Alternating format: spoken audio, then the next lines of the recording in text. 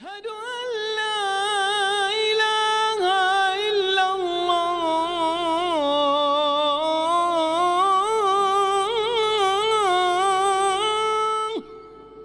بسم الله الرحمن الرحيم. الحمد لله رب العالمين، والصلاة والسلام على رسوله الكريم، أما بعد. اللہ تبارک و تعالیٰ پر حمد ثنا اور اس کے نبی کریم صلی اللہ علیہ وسلم پر بے شمار، بے حد، بے عدد درود السلام کے بعد، کتاب التوحید سے متعلق یہ سلسلے وار ہماری ملاقات، اور آج کی اس ملاقات میں جس باب اور جس مسئلے پر ہماری گفتگو ہوگی وہ اس طرح ہے جیسے کہ شیخ الاسلام مجدد محمد ابن عبد الوہاب رحمہ اللہ نے فرمایا: باب قول ما شاء اللہ وشئت، اس بات کا بیان اور اس کی وضاحت کہ انسان جب یہ کہے وہی ہوگا جو اللہ تعالیٰ چاہے گا اور جو تم چاہو گے یا جو آپ چاہیں گے، ایسا کہنا اس کا کیا حکم ہے؟ کیا جملہ ہے؟ جملہ اس طرح ہے کہ وہی ہوگا جو اللہ تعالیٰ چاہے گا اور جو آپ چاہیں گے، یہ جملہ کہنا اس کا کیا حکم ہے؟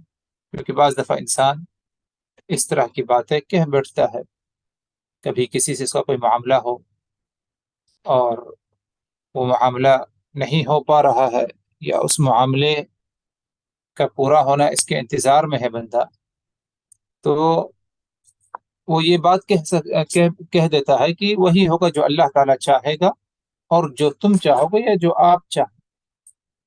تو اس طرح کہنا اس کا کیا حکم ہے؟ اسی مسئلے کی وضاحت شیخ الاسلام مجدد محمد ابن عبد الوہاب رحمہ اللہ نے ادھر کیا فرمائی۔ اس سلسلے میں پہلی حدیث جو شیخ الاسلام نے ذکر کی وہ حضرت قتیلہ جو کہ صحابیہ ہے ان سے مروی ہے، اور اسی طرح ایک دوسری حدیث جو کہ حضرت عبداللہ ابن عباس رضی اللہ عنہما سے مروی ہے، اور اسی طرح ایک تیسری حدیث جو کہ حضرت الطفیل رضی اللہ عنہ سے کیا ہے مروی ہے۔ ان تینوں احادیث کے ذریعے شیخ الاسلام نے اس مسئلے کی وضاحت کرنی چاہیے کہ بندہ جب یہ کہے کہ وہی ہوگا جو اللہ چاہے گا اور جو تم چاہو گے، یہ بات کہنا اس کا کیا حکم ہے۔ عربی عبارت جو پائی جاتی ہے کتاب التوحید میں وہ یہ کہ ما شاء اللہ وشئت، ما شاء، شاء یعنی مشیت سے ہے، چاہت سے ہے۔ ادھر سوال یہ ہے کہ بندہ اپنے معاملات میں مشیت کا جو معاملہ ہے، کیا صرف اللہ ہی کی مشیت کا ذکر کرے یا کہ دوسروں کا بھی ذکر کرے یا دوسروں کی بھی مشیت کا ذکر کرے؟ تو اکمل اور افضل اور اعلیٰ درجے کا ایمان کا تقاضا یہ ہے کہ بندہ معاملات میں مشیت کا اگر معاملہ آئے تو صرف اور صرف اللہ تبارک و تعالیٰ کی طرف ہی کیا ہے منسوب کرے یا اللہ کی مشیت کا ذکر کرے۔ مطلب اس طرح کہ اگر کوئی معاملہ پیش آ جائے انسان کے لیے، چاہے وہ خیر کا ہو یا شر کا ہو، جسے وہ شر سمجھتا ہے اپنے لیے، تو اس موقع پر یہ نہ کہے کہ تمہاری وجہ سے ہوا یا تم نے یہ چیز کیا، بلکہ اللہ نے چاہا تبھی جا کر کے کیا ہے یہ معاملہ کیا ہے پیش آیا۔ ہاں، یہ بات الگ ہے کہ اگر اس میں اللہ تبارک و تعالیٰ کی مشیت کے ساتھ کسی دوسرے کی مشیت کا ذکر کرنا چاہتا ہے، کسی دوسرے کی چاہت کا ذکر کرنا چاہتا ہے تو وہ کر سکتا ہے، لیکن اس کے لیے جو انداز ہو، جو الفاظ استعمال کرے وہ مختلف ہونا چاہیے۔ اس طرح نہ کہے کہ جو اللہ چاہے گا اور جو تم چاہو، کیونکہ ادھر اگر ہم دیکھیں تو دوسرا جو جملہ ہے اس میں کہ جو تم چاہو گے، اور جو پہلا جملہ ہے جو اللہ چاہے گا، ان دونوں کو انسان نے کیا ہے برابر کر دیا۔ آدمی نے جب یہ بات کہی کہ وہی ہوگا جو اللہ چاہے گا اور جو تم چاہو گے، یعنی گویا کہ دونوں کو کیا ہے ایک درجے پر کیا ہے انسان نے کیا ہے دیا، اور اس طرح بولنا کیا ہے مناسب نہیں ہے۔ اگر کہنا ہی ہے اسے کسی کی مشیت کا ذکر کرنا ہے تو اس طرح کہے کہ وہی ہوگا جو اللہ چاہے گا اور پھر جو تم چاہو گے. یعنی ثم عربی میں جسے کہتے ہیں ثم بعد کے لیے استعمال ہوتا ہے کہ پہلے جو اللہ چاہے گا اس کے بعد جو تم چاہو گے وہی ہوگا. اس طرح اگر کہنا چاہے تو اس میں انشاءاللہ کوئی مذائقہ کوئی حرج نہیں ہے، کیونکہ انسان کی بھی اپنی مشیت ہے. یعنی یہ نہیں کہ انسان کی کوئی چاہت نہیں ہوتی، صرف اللہ ہی تبارک و تعالیٰ کی مشیت ہے، بلکہ اللہ کی مشیت کے ساتھ ساتھ انسان کی اپنی بھی کیا ہے مشیت ہوتی ہے. جیسے کہ اللہ تبارک و تعالیٰ کا فرمان کہ وَمَا تَشَاءُونَ إِلَّا أَن يَشَاءَ اللَّهُ، تم وہی چاہو گے جو اللہ تبارک و تعالیٰ کیا ہے چاہے گا. اسی طرح اور بھی کیا ہے دوسرے مقامات پر کیا ہے اسی معنی پر کیا ہے آیات اور چند نصوص کیا ہے پائے جاتے ہیں. لیکن اتنا ضرور ہے کہ بندے کی جو مشیت ہے، بندے کی جو چاہت ہے، وہ مستقل مشیت نہیں، بلکہ وہ اللہ تبارک و تعالیٰ کے حکم کے تابع ہے. یعنی بندے کی جو چاہت ہے، بندے کی جو مشیت ہے، وہ مستقل نہیں ہے، بلکہ اس کی مشیت اللہ تبارک و تعالیٰ کی مشیت کے تابع ہے. اسی لیے بندہ کوئی ایسا جملہ نہ کہے کہ جس میں لوگوں کی مشیت اللہ تبارک و تعالیٰ کی مشیت کے برابر سمجھی جائے. جس طرح کی جملہ گزرا ہے کہ ما شاء اللہ وشئت، وہی ہوگا جو اللہ چاہے گا اور جو تم چاہو. تو اس طرح کہنا درست نہیں، بلکہ اگر کہنا ہی ہے کسی کی مشیت کا ذکر کرنا ہے تو اس طرح کہے کہ وہی ہوگا جو اللہ چاہے گا اور پھر جو تم چاہو گے. تو گویا کہ ادھر بندے کو اس نے اس جملے کے ذریعے، اس انداز گفتگو کے ذریعے بندے کو اللہ تبارک و تعالیٰ کے مقام سے کیا ہے کم درجے پر کیا ہے ظاہر کیا گیا ہے. اس سلسلے میں اگر دیکھا جائے تو پہلی حدیث جو کہ حضرت قتیلہ رضی اللہ عنہ سے مروی ہے، جو کہ قتیلہ اگر دیکھا جائے تو ایک انصاریہ صحابی ہے. ان کے بارے میں آتا ہے کہ انہوں نے فرمایا کہ ان یہودی اتى النبی صلی اللہ علیہ وسلم فقال، کہ رسول اللہ صلی اللہ علیہ وسلم کے پاس ایک یہودی شخص آیا اور اس نے یہ بات کہی. کیا کہی؟ انکم تشرکون، کہ تم شرک کرتے ہو. ایک یہودی شخص رسول اللہ صلی اللہ علیہ وسلم کے پاس آیا اور اس نے کیا کہا کہ انکم تشرکون، کہ تم شرک کرتے ہو. غور کریے کہ وہ کیا کہہ رہا ہے کہ تم شرک کرتے ہو. یہ کون کہہ رہا ہے؟ یہودی کہہ رہا ہے. اور کسے کہہ رہا ہے؟ نبی پاک صلی اللہ علیہ وسلم کو، مسلمانوں کو، صحابیوں کے بارے میں کہہ رہا ہے کہ تم شرک کرتے ہو. وہ کیسے کہا یہودی نے کہ تقولون، تم یہ کہتے ہو کہ ما شاء اللہ وشئت، تم اپنی زبان سے یہ کہتے ہو کہ ما شاء اللہ وشئت، وہی ہوگا جو اللہ چاہے گا اور جو تم چاہو گے. وتقولون والکعبہ، اور اسی طرح جو ہے تم کعبے کی قسم کھاتے ہو. نبی پاک صلی اللہ علیہ وسلم جب یہودی کی یہ بات سنی تو اس بات کا اندازہ ہو گیا کہ شاید بعض صحابہ کرام اس طرح کی بات کہہ بیٹھتے ہیں لا علمی کی بنا پر. اسی لیے اس یہودی کی یہ بات سننے کے بعد آپ صلی اللہ علیہ وسلم نے کیا فرمایا کہ فَأَمَرَهُمُ النبی صلی اللہ علیہ وسلم، کہ رسول اللہ صلی اللہ علیہ وسلم نے صحابہ کرام کو اس بات کا حکم دیا کہ اذا ارادوا ان يحلفوا ان يقولوا، جب وہ قسم کھائے یا جب قسم کھانا چاہیں تو انہیں چاہیے کہ اس طرح کی قسم کھائیں کہ وَرَبِّ الْكَعْبَةِ، کعبہ کے رب کی قسم. یہ نہ کہیں کہ میں کعبہ کی قسم کھاتا ہوں، بلکہ یہ کہے کہ وَرَبِّ الْكَعْبَةِ، کعبہ کا جو رب ہے، پروردگار ہے، اس کی قسم کھاتا ہوں. اور اسی طرح آپ نے یہ بھی فرمایا کہ وَأَن يَقُولُوا، اس طرح کہیں کہ ما شاء اللہ ثم شئت، کہ وہی ہوگا جو اللہ چاہے گا اور پھر جو تم چاہو گے.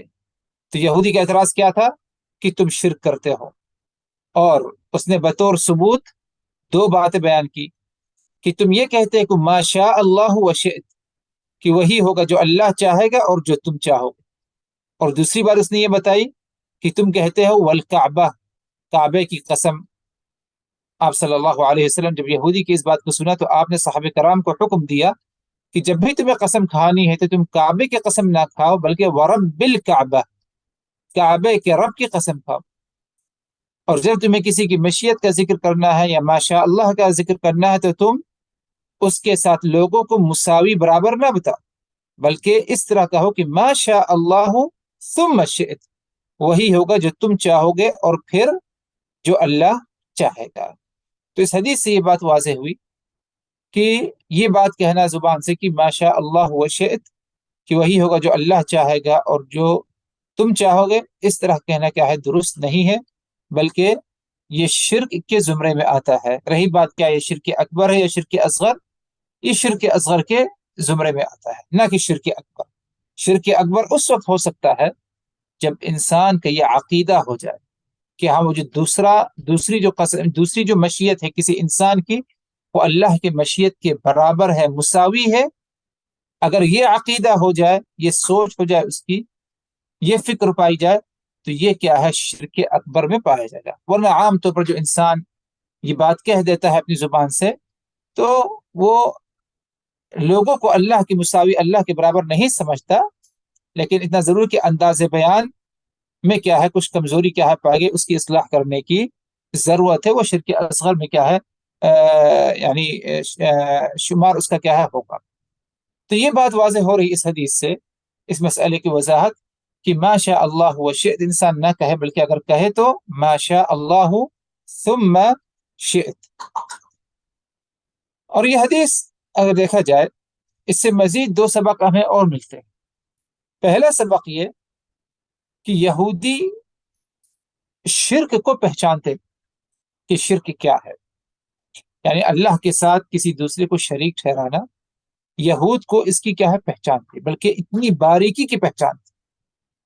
یہ جو ایک باریک مسئلہ ہے کہ اس نے کیا کہا کہ تم شرک میں مبتلا ہو۔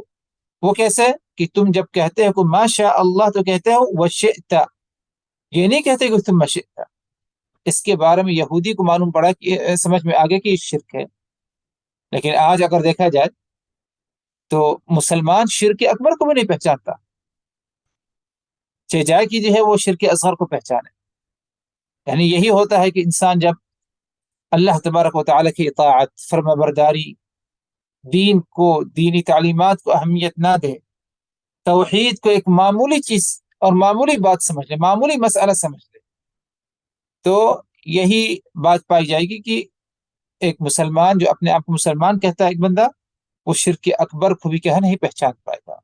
تو المہم ادھر یہودی شخص یہ شرک اصغر کو پہچان رہا تھا، تو اسی لیے اس نے جو ہے رسول اللہ صلی اللہ علیہ وسلم کے پاس آ کر یہ کہا کہ تمہارے ساتھی یعنی صحابہ کرام کے بارے میں وہ تو شرک کرتے ہیں۔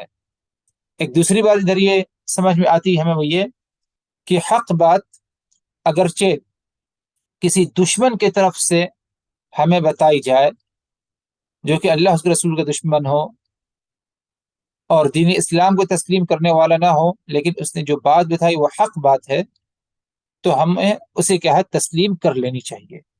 یہ نہ سوچے کہ بھائی یہ حق بات کسی دشمن کی طرف سے تو ہم اسے تسلیم کیسے کریں، ایسی کوئی بات نہیں، بلکہ رسول اللہ صلی اللہ علیہ وسلم کے پاس یہ شخص جو آئے یہودی تھا اور اس نے حق بات بیان کی، حق بات بتائی، تو آپ صلی اللہ علیہ وسلم نے اس کی بات کو تسلیم کی۔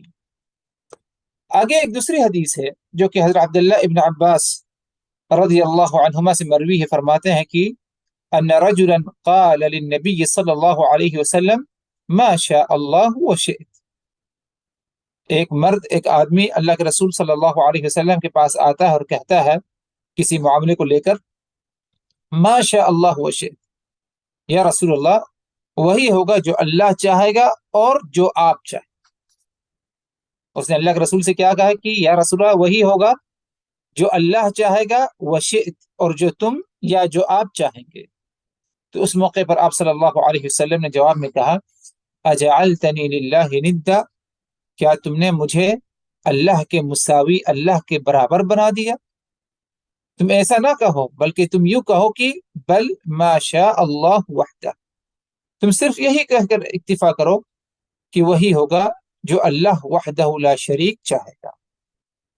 تو ادھر آپ صلی اللہ علیہ وسلم نے اس بات کو ناپسند کیا کہ بندہ اس طرح آ کر کے یہ بات کہے کہ ما شاء اللہ وشئت، بلکہ آپ نے یہ رہنمائی کی، اس سے منع کیا اور یہ رہنمائی کی کہ تم صرف اسی پر اکتفا کرو کہ وہی ہوگا جو اللہ وحدہ لا شریک چاہے گا۔ تو ادھر بھی یہ بات یعنی واضح ہو رہی ہے کہ بندہ اگر اپنی زبان سے یوں کہے مشیت کے بارے میں کہ وہی ہوگا جو اللہ چاہے گا اور جو تم چاہو گے یا جو فلاں چاہے گا، اس طرح کہنا کیا ہے، درست نہیں ہے۔ بہتر یہ ہے کہ صرف اللہ تبارک و تعالیٰ کی مشیت پر اکتفا کرے، اور اگر کسی کی مشیت کا ذکر کرنا ہے تو اس میں اس جملے کو اس طرح کہے کہ وہی ہوگا جو اللہ چاہے گا، اور پھر اس کے بعد جو تم چاہو گے۔ تو گویا کہ پہلے اللہ کی مشیت ہے، اس کے بعد کیا ہے، کسی دوسرے کی مشیت ادھر کیا ہے، پائی جا رہی ہے۔ ایک تیسری حدیث جو کہ سنن ابن ماجہ کی ہے، اور اس حدیث کے راوی حضرت الطفیل رضی اللہ عنہ ہیں۔ یہ فرماتے ہیں، جو کہ یعنی حضرت طفیل اگر دیکھا جائے تو یہ ان کی صرف یہی ایک حدیث پائی جاتی ہے، جیسے کہ بعض اہل علم کا کہنا ہے کہ ان سے صرف یہی ایک حدیث کیا ہے، مروی ہے، جس حدیث کا ذکر آگے ہونے جا رہا ہے۔ اور یہ حضرت طفیل حضرت عائشہ رضی اللہ عنہا کے بھائی تھے، یعنی ماں ذات بھائی تھے، ماں ایک تھی اور باپ کیا ہے، مختلف تھے۔ تو اس طرح کر کے جو حضرت عائشہ کی بھائی بھی سمجھے جاتے ہیں۔ تو حضرت طفیل حدیث کی یہ حدیث روایت کرتے ہیں کہ رأیت کأنی اتیت علی نفر من الیہود، میں نے خواب میں دیکھا کہ گویا میرا گزر یہودی یا یہود کی ایک جماعت کے پاس سے ہوا۔ کون کہہ رہا ہے؟ حضرت طفیل کہہ رہے ہیں کہ میں نے خواب میں دیکھا کہ میرا گزر یہود کی ایک جماعت کے پاس سے ہوا۔ تو اس موقع پر میں نے ان سے کہا، یعنی یہود سے کہا، تم اچھے لوگ ہو اگر تم عزیر علیہ السلام کو اللہ تعالیٰ کا بیٹا نہ کہو۔ حضرت طفیل نے یہود سے کہا کہ تم اچھے لوگ ہو اگر تم حضرت عزیر کو اللہ کا بیٹا نہ کہو۔ تمہارے اندر جو خرابی پائی جاتی وہ یہی کہ تم نے عزیر کو ابن اللہ قرار دیا کہ یہ اللہ کے بیٹے ہیں، اسے تم ترک کر دو اور باقی تم کیا ہے، بہت اچھے۔ تو انہوں نے جواباً کہا، یعنی یہودیوں نے کہا کہ تم بھی اچھے ہو، تم بھی اچھے ہو اگر تم ما شاء اللہ و شاء محمد کہنا چھوڑ دو۔ کیا مطلب ما شاء اللہ و شاء محمد؟ مطلب یہ ہے کہ وہی ہوگا جو اللہ چاہے گا اور جو محمد چاہے گا، یعنی محمد صلی اللہ علیہ وسلم جو چاہے گا۔ اگر تم یہ بات کہنا چھوڑ دو تو تم بھی کیا ہے، بہت ہی بہترین لوگوں میں تمہارا کیا ہے، شمار ہوگا۔ حضرت طفیل فرماتے ہیں کہ اس کے بعد میرا گزر عیسائیوں کے پاس سے ہوا، عیسائیوں کا یعنی کرسچن، ان کا ایک گروہ کے پاس سے میرا گزر ہوا۔ میں نے ان سے کہا کہ تم اچھے لوگ ہو اگر تم مسیح یعنی عیسیٰ علیہ السلام کو اللہ کا بیٹا نہ کہو، کیونکہ عیسائیوں کا، نصارہ کا سب سے بڑا جرم اور سب سے بڑی برائی اگر دیکھا جائے تو انہوں نے عیسیٰ علیہ السلام کو اللہ کا بیٹا قرار دیا، حالانکہ معاملہ اس طرح نہیں ہے۔ تو حضرت طفیل کا جب گزر ہوا عیسائیوں کے گروہ سے، تو انہوں نے کہا کہ تم لوگ بھی بہت اچھے لوگ ہو اگر تم عیسیٰ کو اللہ کا بیٹا نہ کہو۔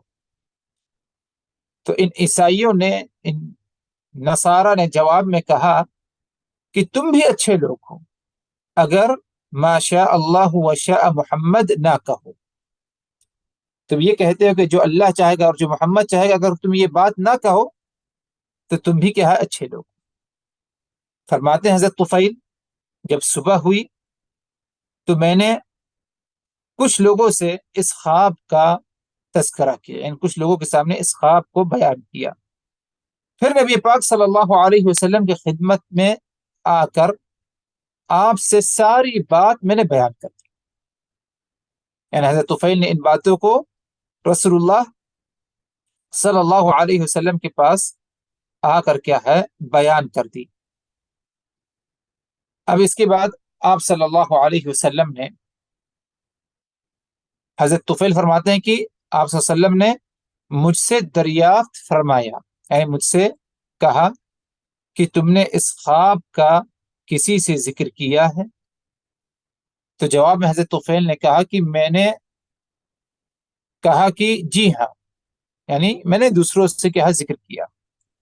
اب اس کے بعد آپ صلی اللہ علیہ وسلم خطبہ دینے کے لیے کھڑے ہوئے، یعنی آپ کھڑے ہو گئے باقاعدہ ایک بیان، ایک تقریر، ایک خطبہ دینے کے لیے۔ آپ نے اللہ تعالیٰ کی حمد و ثنا بیان کی، اور اس کے بعد آپ نے فرمایا اما بعد، آگے فرمایا کہ طفیل نے خواب دیکھا ہے، اور اس نے تم میں سے بعض لوگوں کے سامنے اس خواب کا تذکرہ بھی کیا ہے، اس خواب کو بیان بھی کیا ہے۔ آگے فرمایا آپ صلی اللہ علیہ وسلم نے، تم ایک جملہ بولا کرتے ہو، تمہیں اس سے روکنے میں مجھے ہچکچاہٹ نہیں، یعنی کوئی ڈر نہیں، اور نہ تو مجھے کوئی اس بات کی پرواہ ہے کہ میں تمہیں کیا ہے اس بات سے روک دوں، بلکہ روکنا ہی ہے مجھے۔ وہ کیا بات ہے؟ فرمایا آپ صلی اللہ علیہ وسلم نے کہ تم کہتے ہو ما شاء اللہ و شاء محمد، کہ وہی ہوگا جو اللہ چاہے گا اور جو محمد چاہے گا۔ فرمایا آپ نے تم ایسا نہ کہا کرو، تم ایسے نہ بولا کرو، بلکہ تم صرف یہ کہو کہ ما شاء اللہ، وہی ہوگا جو اللہ تعالی چاہے گا، یہی کہا کرو۔ اس میں کیا ہے، کسی اور کی مشیت کا ذکر نہ کیا کرو، چاہے میرا معاملہ ہو یا کسی اور کا معاملہ ہو۔ تو یہ جو قصہ یا یہ خواب جو حضرت طفیل نے بیان کیا، اور اس خواب کو آپ صلی اللہ علیہ وسلم کے سامنے حضرت طفیل نے صبح کو آ کر کے بیان کیا، تو آپ نے خواب کو سننے کے بعد یہی رہنمائی کی، یہی تعلیم دی صحابہ کرام کو کہ تم یہ نہ کہو کہ ما شاء اللہ و شاء محمد، کی وہی ہوگا جو اللہ چاہے گا اور جو محمد چاہے گا، بلکہ تم صرف اللہ تبارک و تعالی کی مشیت کا ذکر کرو، اور وہ یہ کہ ما شاء اللہ، کی وہی ہوگا جو اللہ چاہے گا۔ تو یہ افضل درجہ ہے کہ بندہ صرف اللہ تبارک و تعالی کی مشیت کا ذکر کرے، اور اگر وہ کسی اور کی مشیت کا اللہ کی مشیت کے ساتھ ذکر کرنا چاہتا ہے تو اللہ کے مساوی اور برابر ذکر نہ کرے، بلکہ ایسا اسلوب، ایسا انداز بیان کرے کہ جس سے یہ سننے والے کو سمجھ میں آ جائے کہ انسان کی جو مشیت ہے وہ اللہ تبارک و تعالی کی مشیت سے کم درجے میں ہے۔ اور اس کے لیے بہترین انداز جس کی رہنمائی ہمیں رسول اللہ صلی اللہ علیہ وسلم ہی سے ملتی ہے، وہ یہ کہ ہم یہ کہیں کہ ما شاء اللہ ثم شئت، وہی ہوگا جو اللہ چاہے گا، اور پھر اس کے بعد جو تم چاہو گے وہی ہوگا۔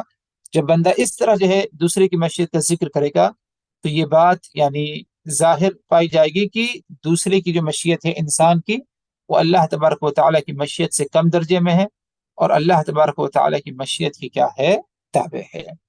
تو یہ آج کا مسئلہ اور موضوع رہا کہ ما شاء اللہ و شئت، ایسا کہنا کیا حکم ہے، ایسا کہنا ناجائز ہے، نہ کہے بندہ۔ کیا یہ شرک اکبر ہے، شرک اصغر؟ تو ادھر اس کے عقیدے پر غور کیا جائے، اگر اس نے دوسرے کو اللہ کے برابر سمجھا ہے تو یہ شرک اکبر ہے، ورنہ اگر اس طرح اس نے نہیں سمجھا تو یہ کیا ہے، شرک اصغر میں اس کا کیا ہے شمار ہوگا۔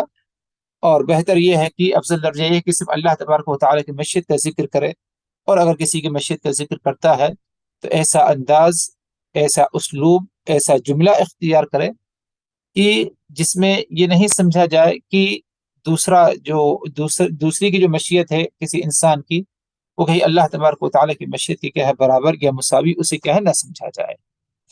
اور ظاہر سی بات ہے، یعنی یہ مسئلہ جو ہے توحید سے متعلق یہ مسئلہ ہے، اس مسئلے کو یعنی کوئی معمولی مسئلہ نہ سمجھے۔ ہم بھی جو ہے اٹھتے بیٹھتے چلتے پھرتے بعض دفعہ کہہ بیٹھتے ہیں لا علمی کی بنا پر، تو ادھر کیا ہے اصلاح کی کیا ہے ضرورت ہے۔